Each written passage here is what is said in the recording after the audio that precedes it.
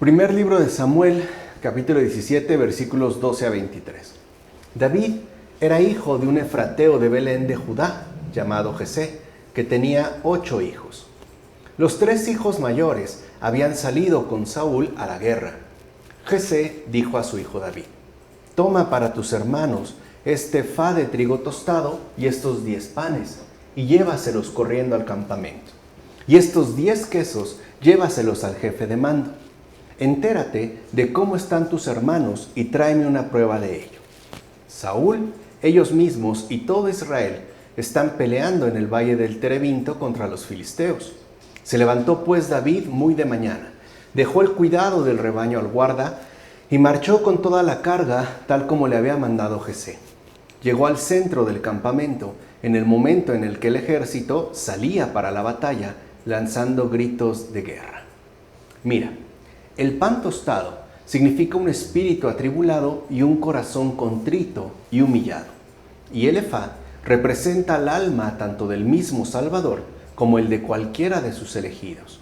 En efecto, para nuestra edificación debemos ser tostados como aquel trigo, es decir, debemos pasar del temor a la esperanza.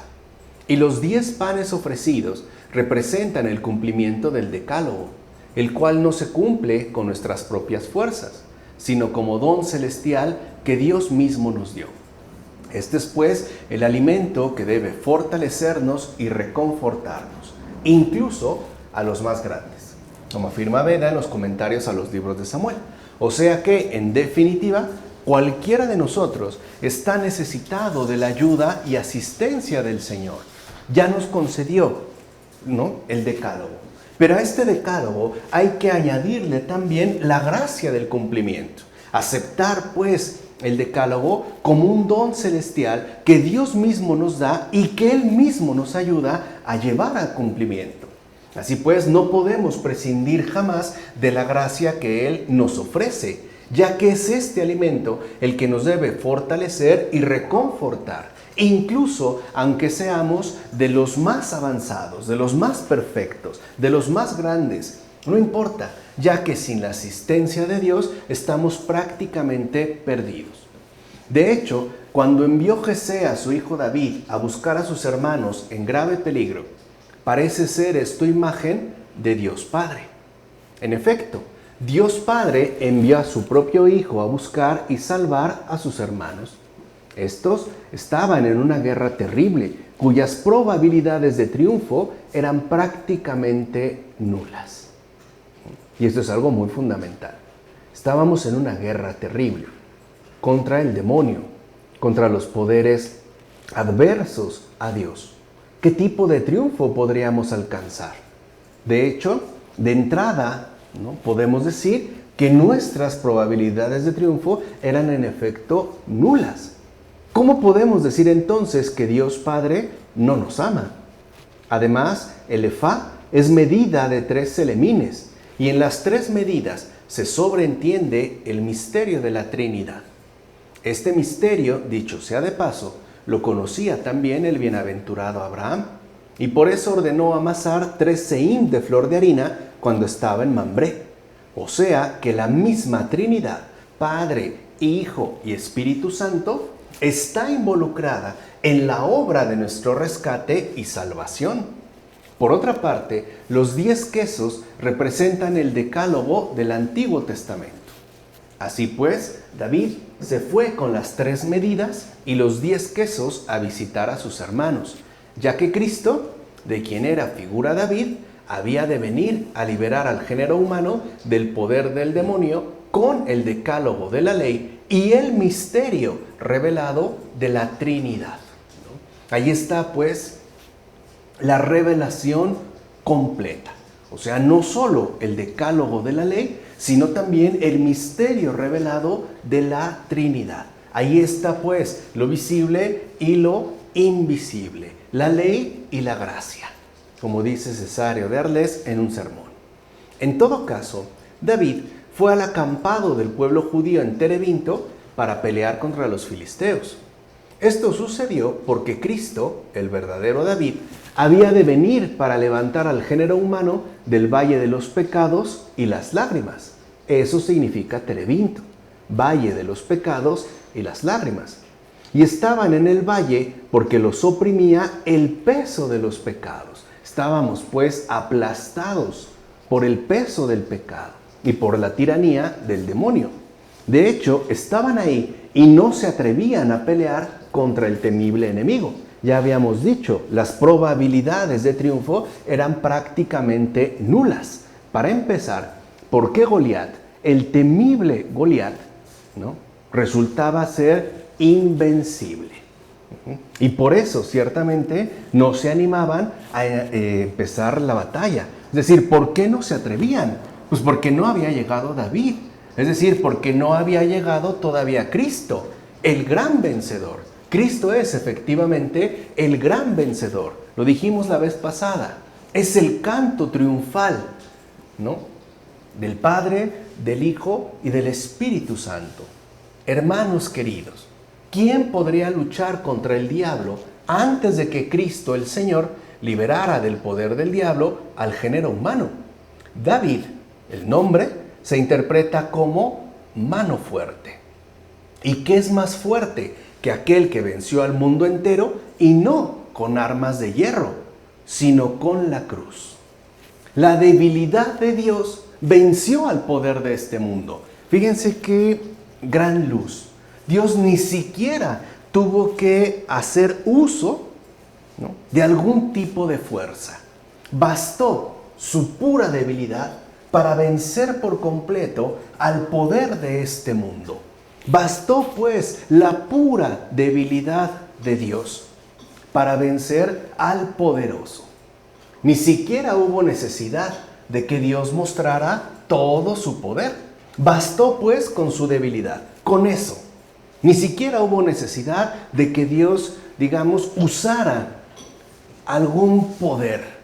Ni siquiera y mucho menos todo su poder. Bastó con su debilidad. Además, ya hacía 40 días que los israelitas estaban acampados contra los enemigos. Los 40 días son las 4 estaciones y las 4 partes del mundo en esta vida donde el pueblo cristiano no deja de luchar contra Goliat. Sí, contra Goliat y su ejército, es decir, contra el diablo y sus aliados. Antes de la venida de Cristo, el diablo andaba suelto. Pero al venir Cristo, el diablo quedó encadenado y por ende ya definitivamente vencido. Así pues, seamos partícipes de su eterna victoria, que es justo lo que el Señor nos ofrece, participar plenamente de su eterna victoria, ser una voz más añadida al coro triunfal de su pasión. Por eso nos llamamos cristianos. Por eso también nosotros somos inseparables de la cruz, como comprendió muy bien, por ejemplo, en términos pictóricos, John Compton, ¿no?, este gran pintor contemporáneo, donde en su serie de crucifijos nos muestra de manera bastante impactante, ¿no?, de qué manera esta participación en la eterna victoria de Cristo, ¿no?, se revela como la conjunción plena de la humanidad y la cruz. Es decir, ya no hay una distinción tajante, clara y explícita entre la cruz y el crucificado. Se han hecho ciertamente uno. Y con eso bastó, repito, con la pura debilidad de Dios para vencer al mundo entero y todo su poderío, como afirma Cesario de Arles en un sermón. Capítulo 17, versículos 24 a 30. Todos los israelitas, al ver a ese hombre, huyeron de su presencia totalmente atemorizados. Algún israelita dijo: ¿veis ese hombre que sube? Sube a provocar a Israel. Al que consiga vencerlo, el rey le colmará de riquezas, le dará a su hija por esposa y eximirá a la casa de su padre de tributar a Israel. Entonces David dijo a los hombres que estaban con él: ¿qué dice que dará al que venza a ese filisteo y borre la afrenta de Israel? ¿Quién es ese filisteo incircunciso que desafía al ejército de Dios vivo? El pueblo le repitió las promesas. Todo eso le darán al hombre que consiga vencerlo.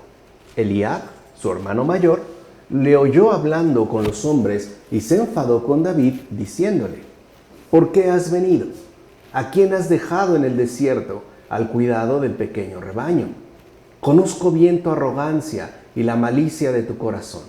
¿Has venido solo para ver la batalla? David respondió: ¿qué he hecho ahora? Solo he dicho una palabra.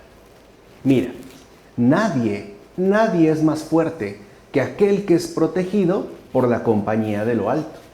Y nadie es más vulnerable que el que está privado de esta compañía, aunque se encuentre rodeado por innumerables ejércitos. Lo dijimos también la vez anterior, ¿no? En el mundo, a falta de la gracia interior, se apela a la defensa exterior. David, cuando fue enviado por su padre para ir a buscar a sus hermanos, obedeció y partió hacia donde ellos se encontraban. Cuando llegó, vio la lucha librada contra Goliat y como todos los que estaban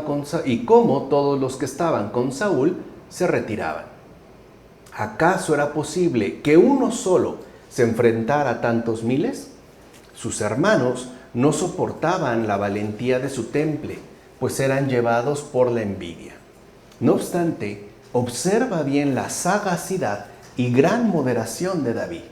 En efecto, no les dice nada precipitado, nada desagradable, sino que incluso pretende apaciguar la llama de su reacción.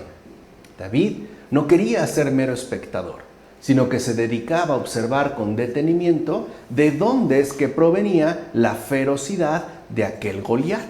O sea, David, con suma prudencia, lo está examinando. Está viendo, observando con suma atención de dónde es que proviene la ferocidad de Goliat. De hecho, vio la arrogancia de este y la cobardía de los israelitas. Un nuevo contraste. Goliat aparece, ¿no?, como el gigante invencible, mientras que los israelitas parecen, ¿no?, manifestar cobardía. Y todos lo menospreciaron, ¿no?, a David. El propio Saúl lo despreció cuando vio su edad. Pero David se vio forzado a relatar cómo trataban a los osos cuando acorralaban el ganado. Y lo hizo no por un deseo de vanagloria, sino llevado por la necesidad. De suerte que el propio rey se llenara de confianza y no se fijara únicamente en la pobre impresión que él, o sea David, causaba. Dicho brevemente, David buscó que Saúl se fijara en la fe escondida en su interior. Otra vez, David pretende que Saúl no se deje llevar por las meras apariencias, que no se guíe ni juzgue según lo que sus ojos ven, sino que Saúl, más bien, ponga sus ojos en el poder de la fe, en la ayuda de lo alto, en la asistencia de la gracia. La fe, pues, escondida en el interior de David. Y por ende, que también Saúl, ¿no?, en pocas palabras, se fije en la ayuda venida de lo alto. Gracias a esta ayuda, el joven era más fuerte que los adultos, el desarmado más fuerte que los provistos de armas. En fin, el pastor más fuerte que los muchos soldados, como afirma Juan Crisóstomo en las homilías sobre el Génesis. Y esto nos debe de dar consuelo, paz, esperanza y alegría. Porque muchas veces en este mundo puede parecer que nosotros somos los indefensos, los desarmados, ¿no?, que somos ciertamente los débiles. No obstante, si estamos asistidos por la ayuda que viene de lo alto, seremos los más fuertes, ¿no?, los más protegidos y a final de cuentas los invencibles. ¿Por qué? Porque estamos sustentados por la victoria definitiva de Cristo el Señor. En todo caso, queda claro que el hermano mayor de David le increpó por malicia. Mira, dicho hermano mayor era figura del pueblo judío, el cual en efecto dice al Señor: ¿por qué has venido? Es decir, ¿por qué has venido a salvar a todo el género humano? Si se supone que en principio solo la salvación corresponde al pueblo que Dios ha elegido. ¿Por qué pues has venido? ¿Por qué has venido a salvar a todo el género humano? Además, ¿por qué, le dice, abandonaste las ovejas y has venido al campamento? ¿No te parece que por su boca habla el diablo? Envidioso de la salvación de los seres humanos. Es como si le dijera, ¿por qué dejaste a las 99 ovejas que no se han perdido y has venido a buscar a la única perdida para devolverla al rebaño? ¿Por qué has venido con el cayado de la cruz para vencerme a mí, que soy Goliat? Hay pues un diabólico reproche en tales palabras. ¿Por qué has venido? Pero era verdad, pues Jesús iba a dejar las 99 ovejas para ir en busca de la única perdida. La única perdida era pues la humanidad en su conjunto, a la cual decidió llevar a la comunión con los ángeles, es decir, a los que no se habían extraviado. Por eso en este diabólico reproche, el diablo parece dirigirse directamente a Cristo y le está reclamando, le está reprochando que venga a salvarnos. ¿Por qué no se quedó tranquilamente con los ángeles que no necesitan de salvación? ¿Por qué ha venido a salvarnos? Es decir, de fondo, ¿por qué ha venido a quitarle su poder? ¿Por qué ha venido a acabar con él? ¿Que no se podía quedar con los ángeles y nada más? ¿Por qué ese afán, pues, de salvación? Que es justamente lo que el diablo no tolera. O sea, la obra misma de Dios. Bueno, como dice Cesáreo de Arles en el sermón. Capítulo 17, versículos 31 a 40. Al conocerse las cosas que decía David, se las comunicaron a Saúl, que le mandó llamar. Entonces David dijo a Saúl, que nadie se acobarde por este filisteo. Yo, tu siervo, iré y lucharé con él. Y Saúl le respondió, tú no puedes ir a luchar con ese filisteo porque eres un muchacho. En cambio, él es un gran guerrero desde su juventud. Pero David dijo a Saúl, tu siervo apacentaba el rebaño de su padre, y cuando venía un león o un oso y se llevaba una oveja del rebaño, lo perseguía, lo hería y le arrancaba la presa de sus fauces. Si se revolvía contra mí, lo sujetaba por el cuello y lo golpeaba hasta matarlo. Tu siervo ha dado muerte a leones y osos. Ese filisteo incircunciso es como uno de ellos, porque se ha atrevido a desafiar al ejército del Dios vivo. Y añadió, el Señor, que me ha librado de las garras de leones y osos, me librará también de la mano de este filisteo. Entonces Saúl le dijo, vete y que el Señor esté contigo. Saúl mandó vestir a David con sus propias vestiduras, puso un casco de bronce sobre su cabeza y le colocó una coraza. Después David se ciñó la espada de Saúl sobre su armadura e intentó caminar, pero no podía porque no estaba acostumbrado. Dijo entonces David a Saúl, no puedo caminar así porque nunca lo he hecho. Y se quitó todo.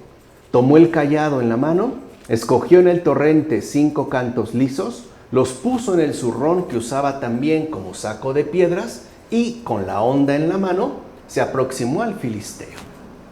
David, que ya había sido ungido por el profeta Samuel, mató a leones y osos sin usar armas. Es el león y el oso, es la representación del diablo. Pero David los ahoga con su fuerza. Los aniquila cuando estos osadamente intentaban atacar a su rebaño.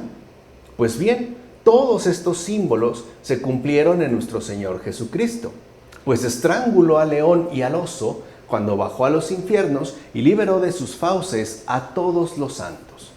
Y como el oso tiene la fuerza en las garras y el león en la boca, en estas dos bestias está simbolizado el diablo. Nuestro Salvador, en efecto, nos salvó de sus garras y fauces, y no solo en el mismo infierno, sino también en esta misma tierra, como afirma Cesáreo de Arles. O sea, gracias al Señor nos hemos visto librados de las garras y fauces del demonio. En todo caso, a veces no nos damos cuenta que no todos van acompañados de los mismos sentimientos y propósitos, y mucho menos de la misma virtud. Por eso Saúl pretende revestir a David de una armadura exterior, la cual era pesada. Saúl, en efecto, no toma en cuenta el hecho de que el joven David va bien equipado con la ayuda de lo alto, la cual es ligera. Así pues, para enfrentarse contra su temible adversario, no echó mano de la coraza ni del escudo que los demás llevaban. Únicamente tomó aquello que sabía le era de utilidad, como afirma Juan Casiano en las conferencias. Es decir, el proceder de Dios no es el mismo que el mundo emplea. Lo vemos en el propio David. Muchas veces, para llevar a cabo lo que el Señor nos solicita, debemos incluso quitarnos muchas cosas que ciertamente nos estorban, muchas cargas pesadas, porque el Señor nos envía ligeros, es decir, asistidos por su gracia. Capítulo 17, versículos 41 a 47. El filisteo avanzaba y se acercaba a David, precedido de su escudero. Cuando el filisteo miró y vio a David, lo despreció. Era solo un muchacho rubio y de buena presencia. El filisteo dijo a David: ¿soy yo un perro para que te acerques a mí con un cayado? Y maldijo a David por sus dioses falsos. Luego dijo a David: ven hasta mí, que voy a entregar tus carnes a las aves del cielo y a las fieras del campo. David contestó al filisteo: tú vienes a mí con espada, lanza y jabalina. Yo, en cambio, voy a ti en el nombre del Señor de los ejércitos, del Dios de las huestes de Israel, a las que has escarnecido. Hoy el Señor te va a entregar en mis manos, te venceré y te arrancaré la cabeza.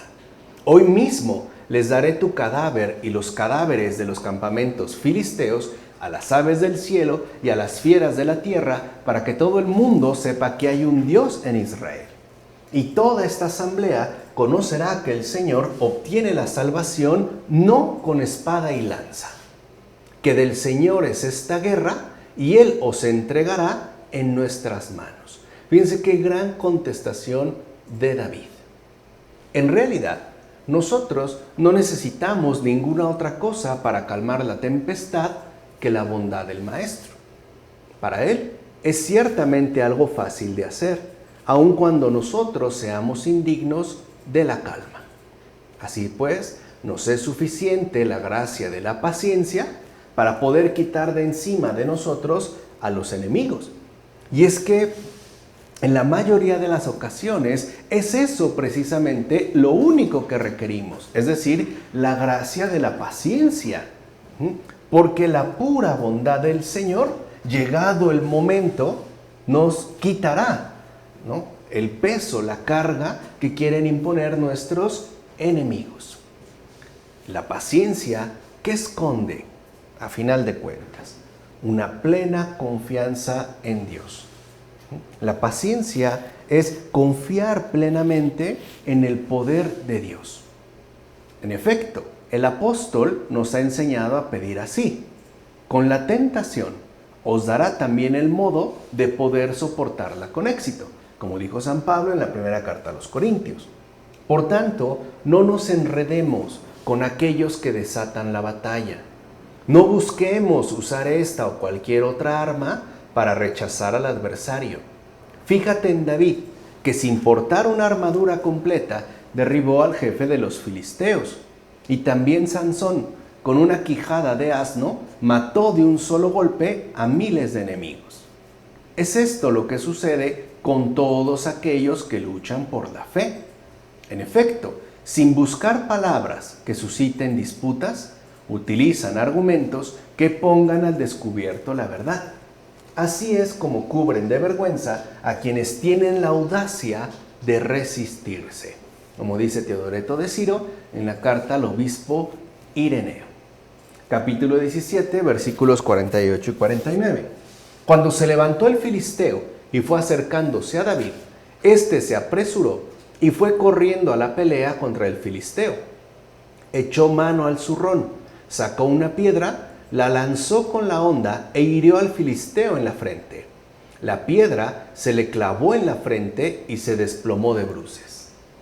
Mira, David nunca declaró una guerra a no ser cuando fue provocado.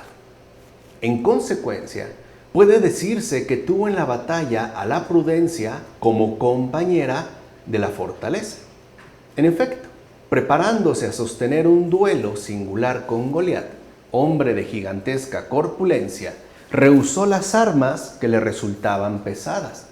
Esto se debió a lo siguiente: la virtud cuenta más con sus propios músculos que con armaduras ajenas, y con eso fue suficiente para matar al enemigo, como afirma Ambrosio en los deberes de los ministros. Por ejemplo, a veces queremos empeñarnos en librar una batalla apelando a una multitud de recursos, pues ciertamente terrenales, pero nos olvidamos de lo esencial, la confianza puesta en el Señor, ¿no? El consuelo, si lo quieren ver así, de la fe.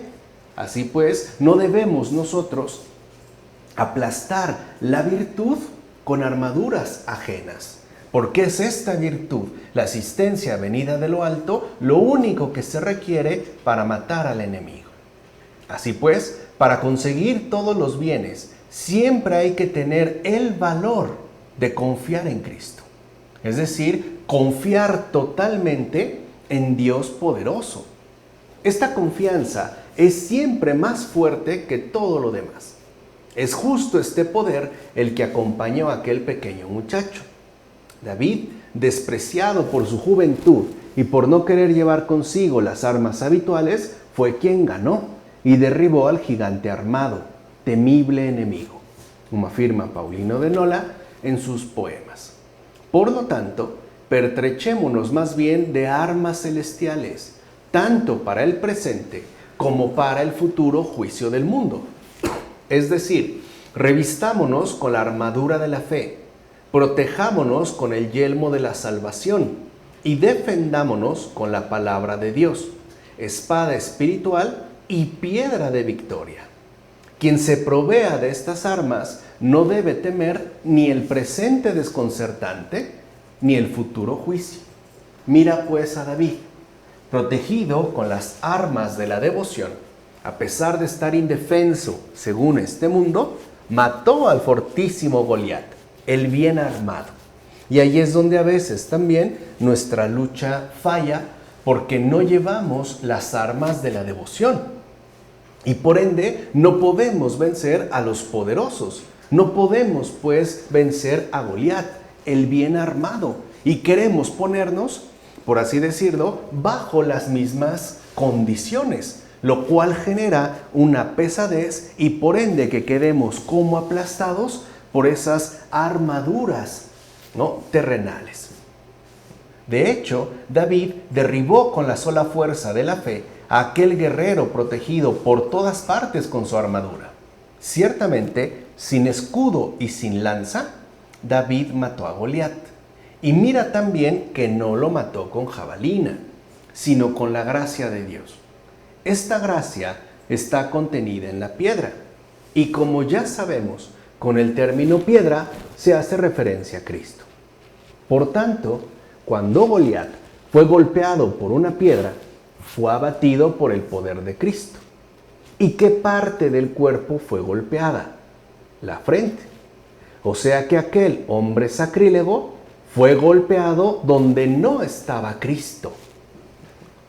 Pues en lugar de Cristo estaba exaltado su propio orgullo. Por eso fue matado en el lugar en que no se encontraba la gracia de Dios y cayó al suelo de frente. Fíjense cómo todo esto tiene una rica significación. Pues bien, David abandonó las armas, es decir, todas aquellas acciones inútiles y llamativas de este mundo, ya que únicamente estorban en el combate espiritual. Eso es algo que también hay que tener en cuenta. Nosotros, ya lo hemos dicho en repetidas ocasiones, estamos plenamente inmersos en un combate espiritual. Y para este combate espiritual, si nosotros acudimos a acciones inútiles y llamativas de este mundo, lo único que hacemos es empeorar la lucha, no permitir pues, que Dios realice su obra, e incluso nosotros podemos estorbarle a Él en su respectiva ejecución. Con ellas puestas, de hecho, no nos es posible subir al cielo. Recuerden, se habla de una carga sumamente pesada. Por eso no fue casual que al hablar de Goliat se dijera incluso el peso bastante cargado de la armadura que lleva. Así pues, que nos quede claro que la real victoria esperada no viene de las armas, sino que la debemos solicitar en el nombre del Salvador, como afirma Máximo de Turín en los sermones. Quiere decir que si nosotros atravesamos algún tipo de problema, el que sea, o tenemos dificultades con otras personas, no debemos acudir a las herramientas y los instrumentos ciertamente llamativos y usuales que este mundo nos ofrece, por lo menos no en un primer momento. Lo primero que tenemos que hacer es solicitar al Salvador que nos libre de esas fuerzas que amenazan con destruirnos. Es decir, debemos apelar a la invocación. Y para ello también debemos estar preparados con las armas de la devoción. De tal manera que si nosotros ciertamente ponemos toda nuestra confianza en el Señor, la victoria está garantizada. Solo necesitaremos, como ya mencionamos, ese valor de confiar en Cristo. Y por ende, y no lo olvidemos jamás, paciencia. En todo caso, tomemos también nosotros aquella piedra. Me refiero a la piedra angular, o sea, la espiritual. Y lo mismo que David, con ella derribemos al gigante extranjero. ¿O acaso no es verdad que nuestras armas no son carnales, sino espirituales, y por ello aniquilan razonamientos y todo baluarte orgulloso, contrario al conocimiento de Dios? Como afirma Juan Crisóstomo en contra a Nomeos. Capítulo 17, versículos 50-58. Así venció David al filisteo con la honda y la piedra. Lo hirió y lo mató. Y como no tenía espada en su mano, fue corriendo. Se quedó en pie sobre el filisteo, agarró su misma espada, la desenvainó, lo mató y le cortó la cabeza. Los filisteos, al ver que había muerto su soldado más valiente, se dieron a la fuga. Mira, el Señor no disponía de ningún ministro de la palabra para vencer la soberbia del diablo con su predicación, si antes él mismo, gran vencedor, no se le arrebataba al diablo, pues todos nacemos en culpa y somos por tanto pecadores. Pero el Señor vino de lo alto inesperadamente y siendo el más fuerte, venció al enemigo y le arrebató todas las armas con las que se sentía seguro. De ese modo el Salvador separa la cabeza del cuerpo de la iniquidad por medio de quienes antes tenían las almas acuchilladas por el enemigo. Dicho de otro modo, impele a los pecadores convertidos a la fe a anatemizar a Satanás y a renunciar a sus obras y a todos sus engaños. Y con razón se dice que David primero empuñó la espada con la que mató al filisteo, ya que el Señor primero rodea con su piedad a alguien que es gran propagandista activo del poder del diablo y lo arranca de las oscuras tinieblas del error a la luz de su gracia liberadora.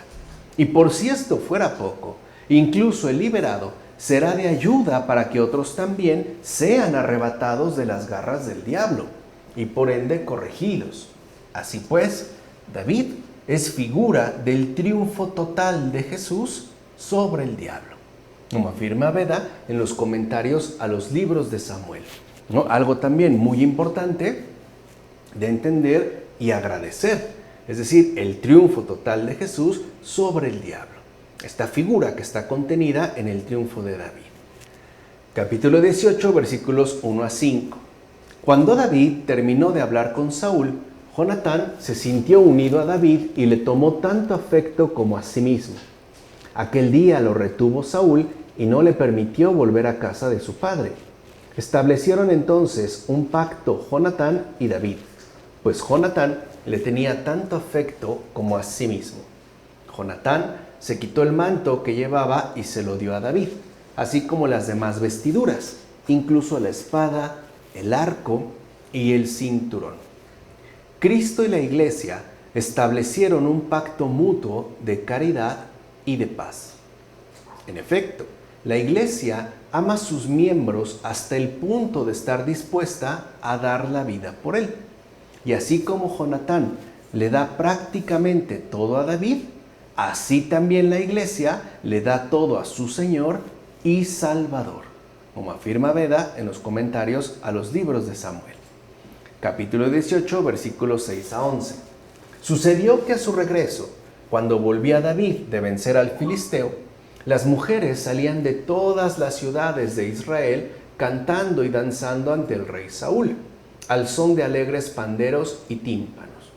Las mujeres cantaban gozosas a coro: Saúl ha matado a 1000 y David a 10,000. Se irritó mucho Saúl y le desagradó esta copla, pues decía: le atribuyen a David 10,000 y a mí solo 1000.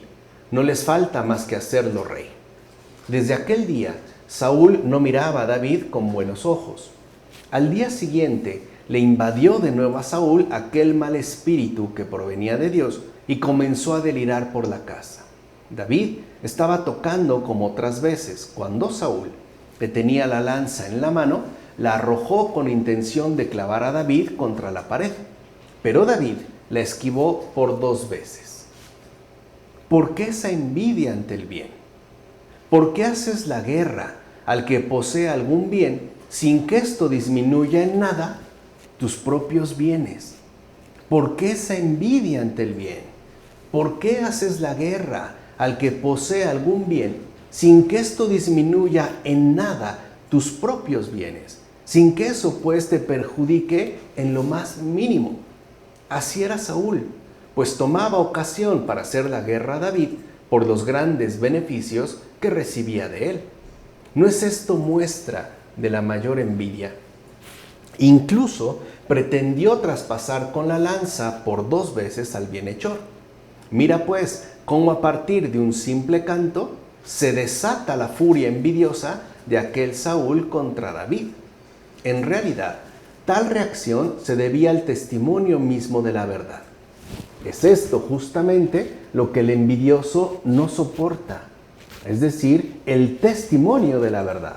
Y por eso busca destruir tal testimonio por medio de sus ataques y acechanzas, como afirma Basilio de Cesarea en las homilías sobre la envidia. Aprende, por tanto, qué cosas tan inauditas ocasiona la envidia.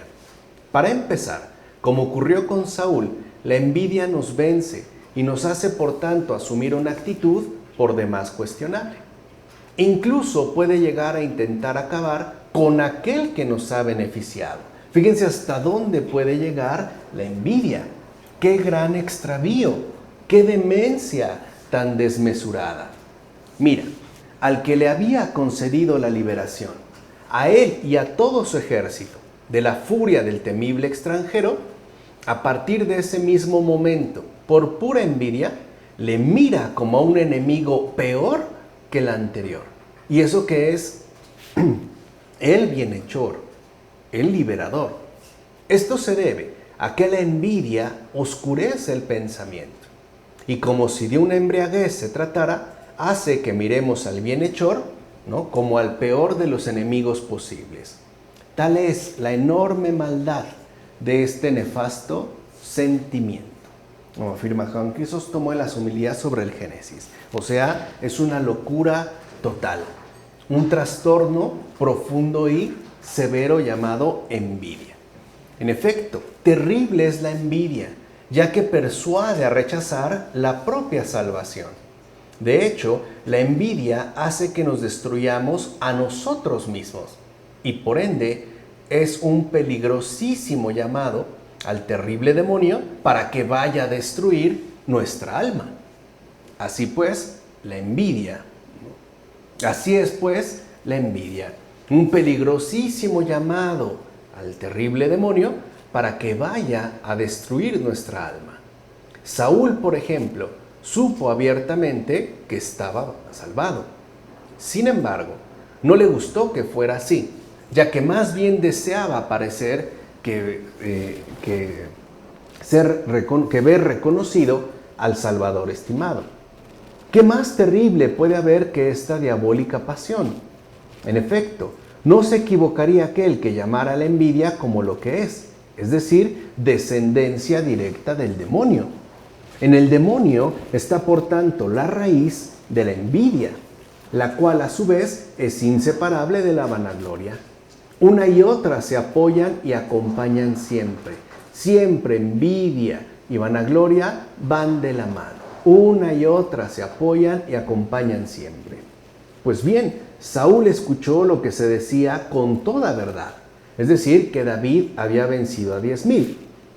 ¿Por qué le envidias? ¿Acaso porque alguien le alabó?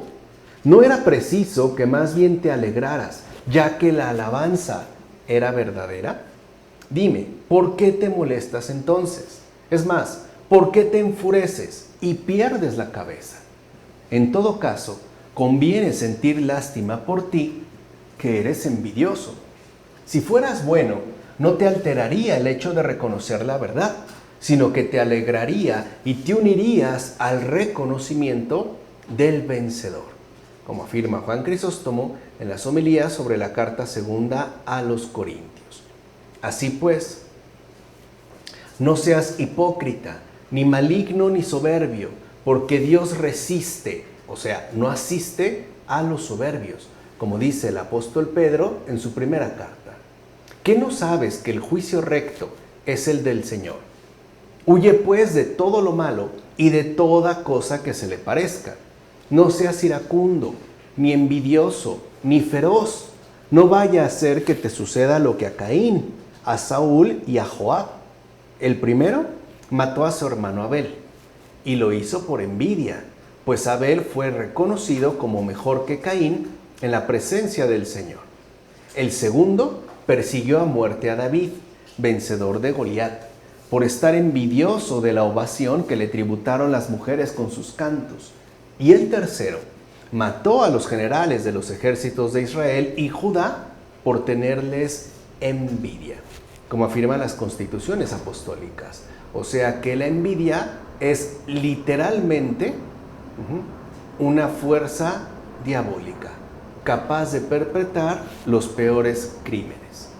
Saúl, más bueno que los demás al principio, es después arruinado del todo por la envidia, y con razón, ya que la envidia lo echa todo a perder, todo, aun cuando al principio se asuma una postura recta y ordenada.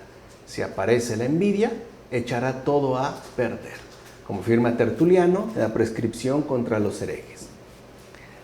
En todo caso, no pierdas de vista que los buenos también son tentados por el diablo. No pierdas de vista que los buenos también son tentados por el diablo. Y una de sus peores acechanzas, como vemos en Saúl, es la envidia, ya que corrompe el juicio y la buena apreciación. Tengamos cuidado de no ser presas de tan enorme mal, como nos aconseja Casiodoro en el comentario a los Salmos. Capítulo 18, versículos 12 a 19. Y David tenía éxito en todo lo que emprendía, porque el Señor estaba con él. Al ver Saúl que David tenía mucho éxito en todo, comenzó a temerle. Todo Israel y Judá querían a David, porque iba y venía al frente de ellos. Saúl dijo a David: te daré por esposa a mi hija mayor, Merab, pero tienes que ser valiente y pelear en las batallas del Señor. Saúl se decía para sí: que no tenga que caer mi mano sobre él, sino que sea la mano de los filisteos. Le respondió David: ¿quién soy yo y quién es mi familia en Israel para llegar a ser yerno del rey? Mira, David representa al Señor y Saúl al pueblo judío que no quiso reconocerle. De hecho, la hija mayor, prometida pero no entregada, representa aquella parte del pueblo más numerosa y más fuerte que también fue prometida con un fuerte lazo al esposo deseado, cuando sus dirigentes es decir, los escribas, fariseos y los ancianos del pueblo, iban a su encuentro, llamándole maestro bueno, e incluso, como al maestro especialmente sabio, le acosaban con preguntas para probarlo y prenderlo. Así pues, la hija menor que prometió ser dada a David es la parte del pueblo judío que, humillada por ser poco numerosa y por tanto despreciada, prefirió amar y oír al Señor Salvador antes que seguir a los escribas y doctores de la ley.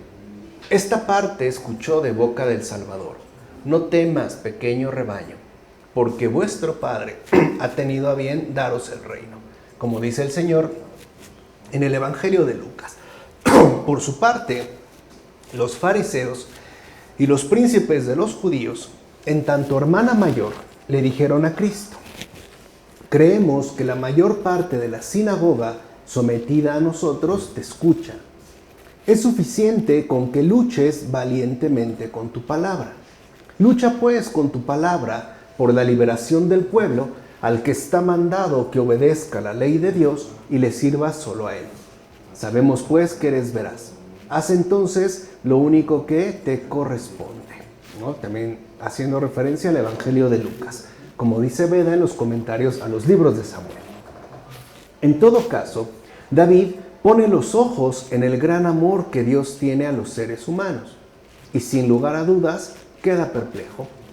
De hecho, considerándose en el fondo del alma como indigno de la visión de tantos bienes, no quiere ni poner sus ojos frente a esos bienes ni entenderlo, sino librarse más bien del deshonor y la vergüenza.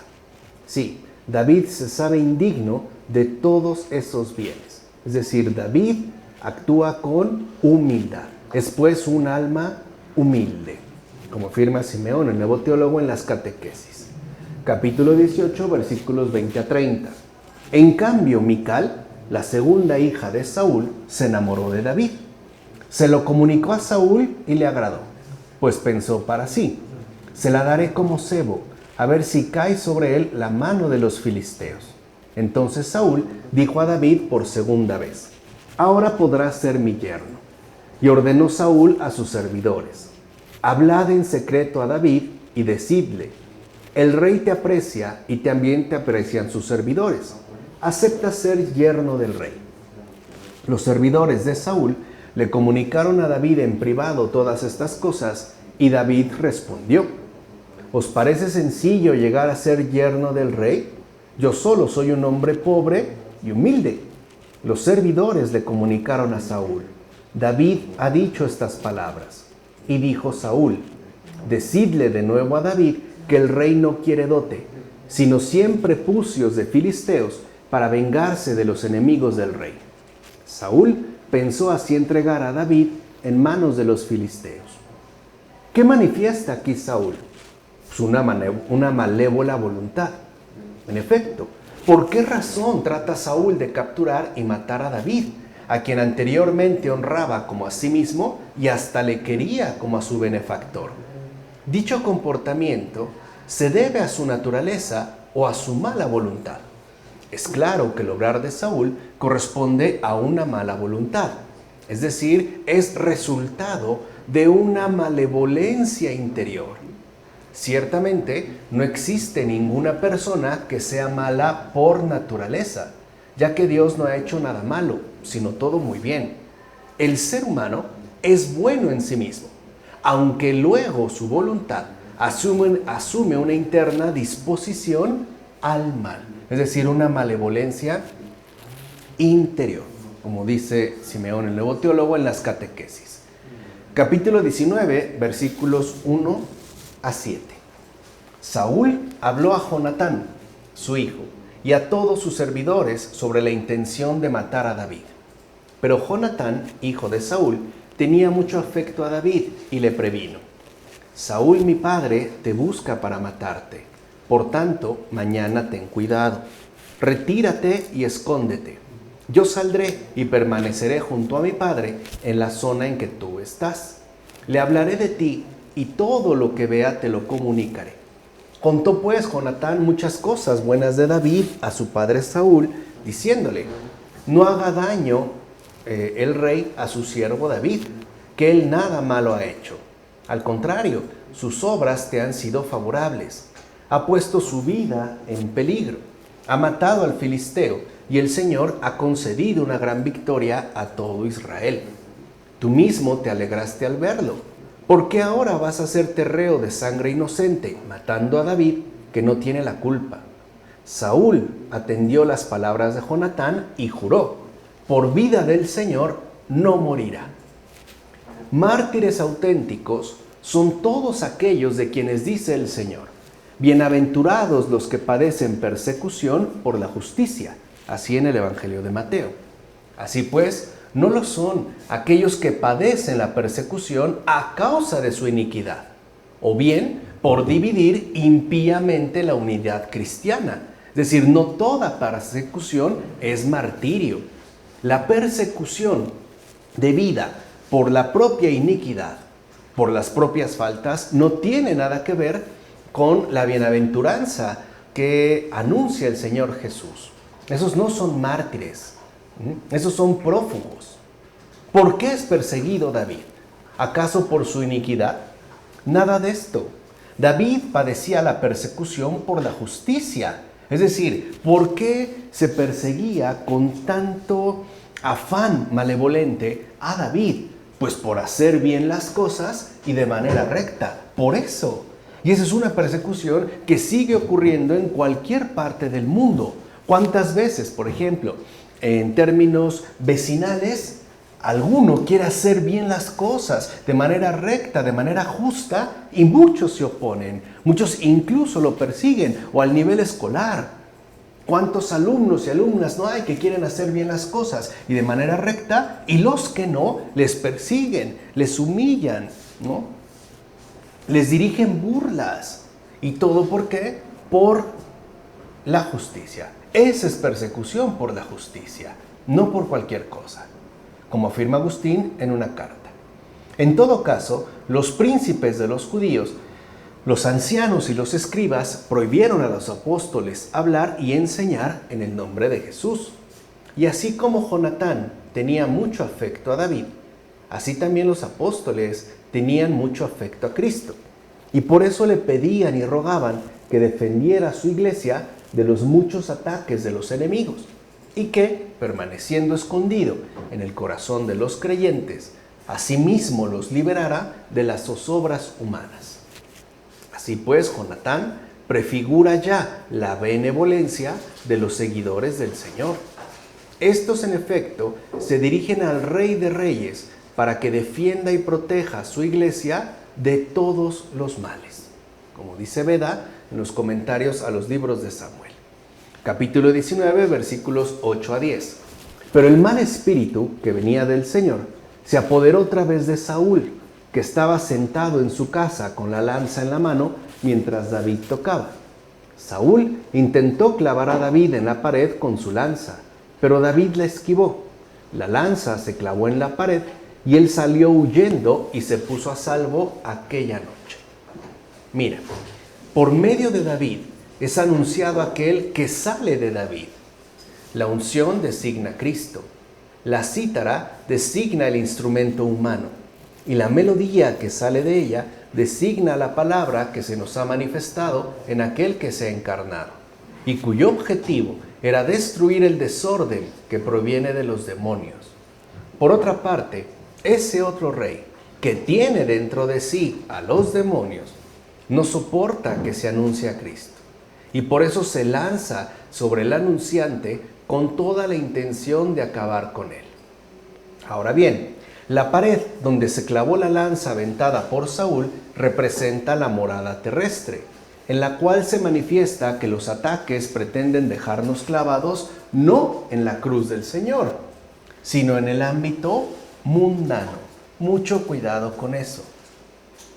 Es decir, que no quedemos clavados en el ámbito mundano, según los ataques de los demonios. No, que quedemos más bien clavados en la cruz del Señor, es decir, siendo partícipes de su triunfo total. Por eso, David huye de tales ataques y sale corriendo, y con toda razón. como dice Gregorio de Niza en Sobre los títulos de los Salmos. Capítulo 19, versículos 11 a 17. Saúl envió a unos hombres a casa de David para vigilarlo y matarlo a la mañana siguiente. Mical, su mujer, se lo advirtió: si no te pones a salvo esta noche, mañana morirás. Mical pudo bajar a David por la ventana, y así él salió huyendo y se puso a salvo. Luego Mical tomó uno de los terafín, lo puso sobre la cama, puso una piel de cabra a la cabecera y cubrió todo con ropas. Cuando envió Saúl a los mensajeros para apoderarse de David, Mical les dijo: está enfermo. Saúl envió de nuevo hombres para buscar a David, diciéndoles: traédmelo en la cama, que lo mataremos. Llegaron los enviados y encontraron uno de los terafín sobre la cama y la piel de cabra a la cabecera.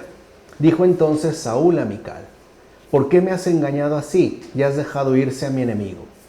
Mical le respondió: él me dijo: déjame marchar, si no, te mataré. ¿Te das cuenta cómo el espíritu demoníaco domina a Saúl? En efecto, el espíritu demoníaco no soporta reconocer los beneficios recibidos de parte del bienhechor.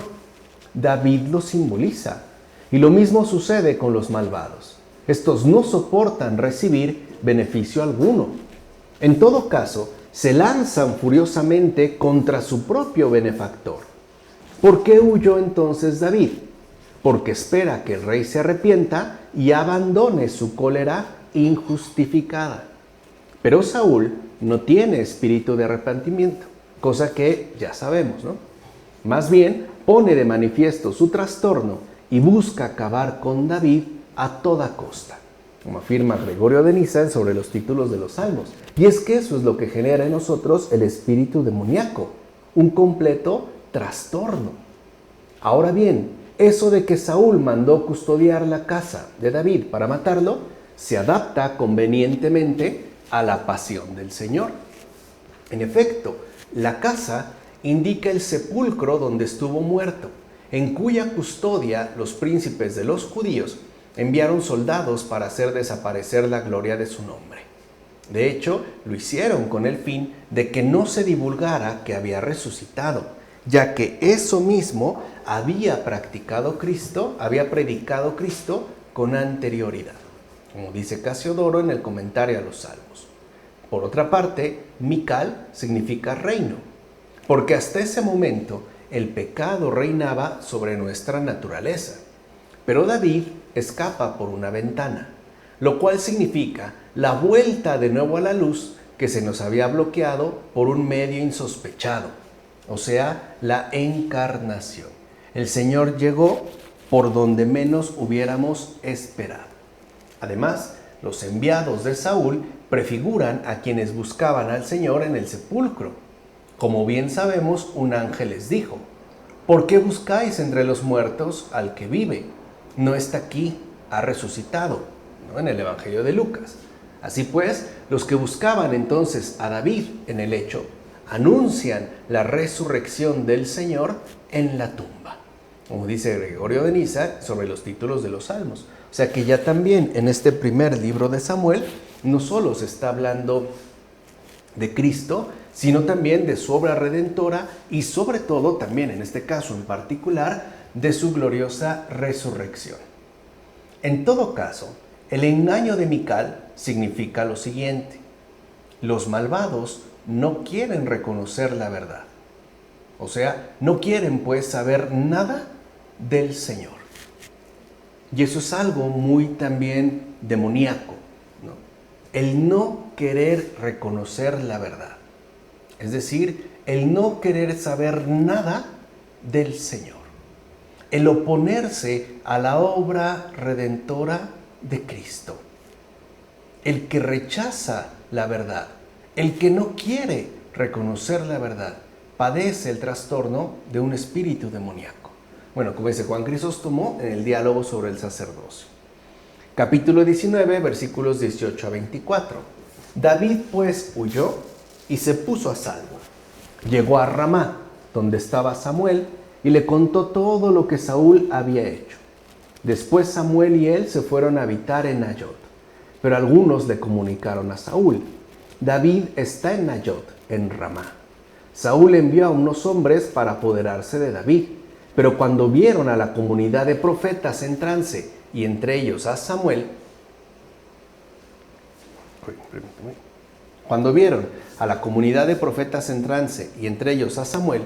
el Espíritu de Dios invadió a los emisarios y también ellos comenzaron a profetizar. Se lo comunicaron a Saúl y éste envió a otros que también comenzaron a profetizar. Volvió a enviar emisarios por tercera vez y también estos se pusieron a profetizar. Entonces él mismo se fue a Ramá y al llegar a la cisterna mayor que hay en Secú, preguntó: ¿dónde están Samuel y David? Le dijeron: están en Nayot, en Ramá. Se dirigió a Nayot, en Ramá, pero también a él le invadió el Espíritu de Dios y fue profetizando hasta llegar a Nayot, en Ramá. Allí se despojó de sus vestiduras y estuvo profetizando en presencia de Samuel. Luego cayó a tierra desnudo y pasó así todo aquel día y toda la noche. Por eso se dice: ¿también Saúl anda entre los profetas? David, que obtuvo el reino del pueblo de Israel en vez de Saúl, era una persona humilde, benigna, exiliada e injustamente perseguida. Aleja pues de tu corazón toda soberbia y envidia, pues sólo así podrás recibir también el reino de Cristo y la iglesia, como afirma Beda en las homilías sobre los evangelios. Por otra parte, date cuenta que el alma perfecta huye y rechaza todo aquello que es malvado. De hecho, ni siquiera se acerca a esta mancha terrenal. En pocas palabras, el alma perfecta es aquella cuya atención está en las cosas divinas, no en las terrenas. ¿Entiendes ahora la fuga de David? La fuga no consiste en abandonar la tierra, sino en permanecer sobre la tierra, conservando la justicia por medio de renunciar a todos los vicios.